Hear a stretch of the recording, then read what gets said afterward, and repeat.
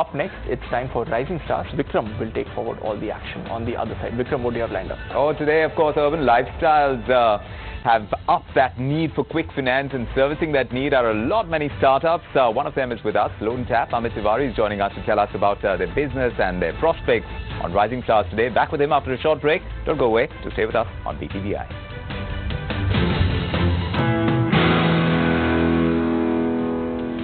Hello and a very warm welcome to Rising Stars. I'm Vikram Oza. Now, the kind of lives that we live in cities throws up these sudden financial needs that really can't be serviced immediately because, well, your money is locked into investments or deposits. The next salary is a few days away. It raises the need for a quick loan. So enter these fintech companies that provide personal loans. On Rising Stars today, we have one of them called LoanTap. This startup has an integrated loan processing platform. And what really makes them stand out is the in-house NBFC they have to disburse these loans. BTVi is joining us to tell us more about it. So this is a crowded market, Amit. There is no doubt about this.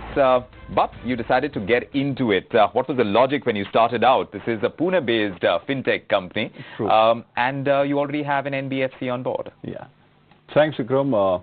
If you see what happens is in the personal loan space, the annual disbursements which are happening, it's in excess of 1.2 lakh crores in a year. Yes. So you have thousands and thousands of customers looking for personal loans. But if you go for the needs are very much varied. Mm-hmm. So if I say from the product perspective, somebody who needs loan for maybe marriage purpose, and somebody who needs for travel, somebody might need a personal loan for home renovation. It can be for paying a rental deposit also. So these are very diverse set of needs. Now, a normal bank always, or a normal NBFC, they only look at the customer as a personal loan customer. Sure. So there is where we have done the innovation. We have worked backwards. We have interacted with the customers. We have tried to understand that if they are going for a loan for a marriage, what kind of cash flows are comfortable for them to repay the loans. So our entire heuristics, our entire algorithms are then designed accordingly. Right. So we have a different loan for marriage, a different loan for travel, a different loan for paying rental deposits. Right. So how are the products really different when it really comes to it? Because it's about EMIs, right? At the end of the day, that's what's going to drive. Correct. And obviously, the kind of interest rate that I'm going to be paying. Right. So to that extent, how is the product different from any other product that's available with the other banks, for example? Right. So what happens is, coming to the EMI part of it, now it has two components, the interest and the principal one. Yes. Now, even the outflow which is happening, it need not be uniform.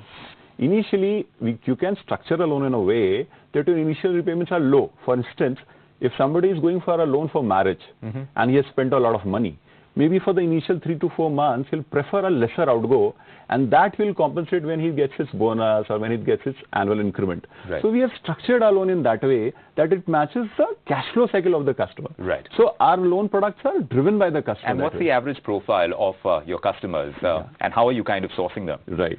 So our average customer, if you see the salary point of it, the average salary of a customer is more than 70,000 rupees, around 75K today. Mm-hmm. And it's all digital sourcing which you're having. I mean, online media through Google, through Facebook advertisements and all.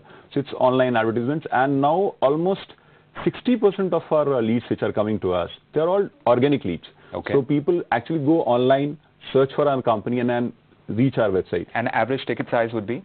Around 2.5 lakhs. 2.5 lakhs. Yeah. Typically, what are the needs that people are servicing through loans that they are taking from you? Yeah. So as I shared with you, it can be for a wedding, it can be for rental deposits, it can be for travel, it can be a pure vanilla home loan. So that's a variety that you have. Yeah. But I'm just wondering, from a business standpoint, what works out better for you? Which are the products that you're putting out that's drawing in the maximum returns? See, we look from the perspective of engaging with the customer long term. Mm-hmm. So we push all our products equally. Like it's all driven by the customer, to be very frank. No. Because once you're able to engage the customer Sure. for a long term, he'll stick with you for a very long time. No, that's a good logic to have as far as the business strategy is concerned. But where is the maximum traction? What's drawing in the higher loans that are getting disbursed through you? Yeah. And where are the returns, the margins the highest? Our margins are same all across. End of the day, either you pay the principal upfront or you pay it at a later stage. So it doesn't matter much. Where does the margin stand? Our NIM would be, if you see the blended cost of fund would be around 9 to 10%. So our margins will be typically in the range of 7 to 8%, which we are operating at. Correct. Yeah. So in terms of your presence, I think you have only 2 physical offices. Yeah. All of it is digital. Correct. So as far as burns are concerned, your salaries and the tech piece as well, which needs to constantly develop. You've developed this in-house so far, all the algorithms, etc.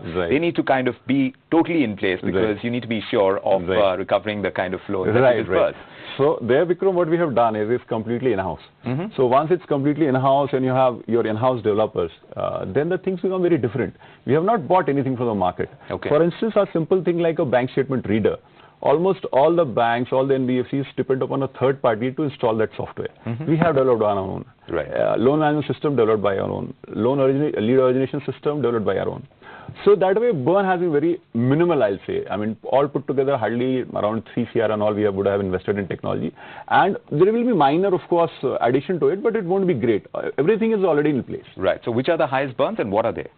Primarily, as I shared with you, technology is already done. So it's salary, and salary again is constant. We have already, the core team is already in place. Based in Pune? Yeah, based in Pune. The entire core team, whether it's credit, whether it's ops, whether it's debt service management, whether it's business. So core team is in place, so we don't see much happening there. I mean, it will be very less of an increment over there, whereas we see exponential growth in revenues.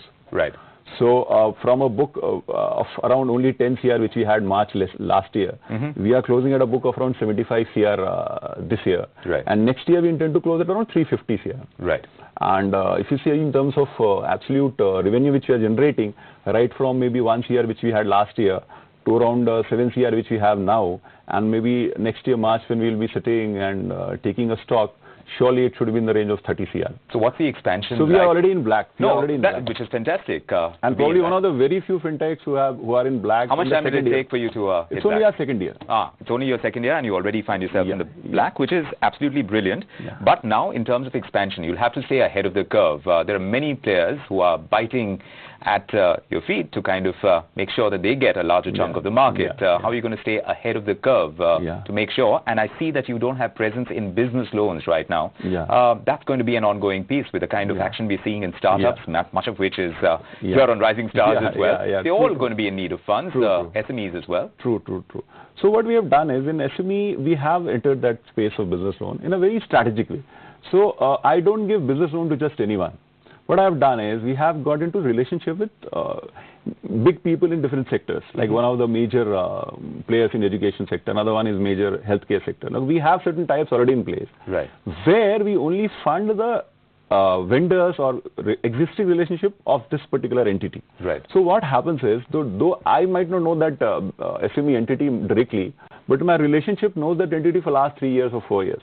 So apart from financials, what we have a comfort is in a relationship. And so is that the portion that you want to build going ahead? So that is a portion, but that too again has to be digitally enabled.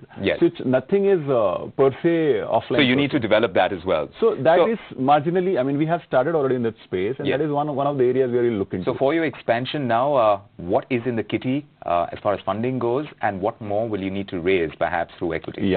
So as of now, Vikram, we have built a book all through debt and equity, around 75 CR we have already built in, and next year, as I shared with you, we intend to build around 300 CR more.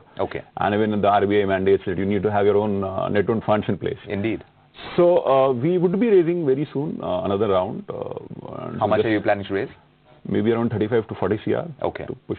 And what will it be used for? Again, as I told you, since we are into lending business, so whatever money we take in, we anyway lend out, so we give out. So so that's where the business is, and obviously at 18%, which is the average interest rate that you're charging at see, the interest rate, again, I'll just clarify, whether it's 18% or 16% doesn't matter. I mean, if you actually look into for a loan of 2 lakh rupees, hardly it matters it's 200 rupees here and there from EMI perspective. It's just a cup of coffee which makes a difference. All right.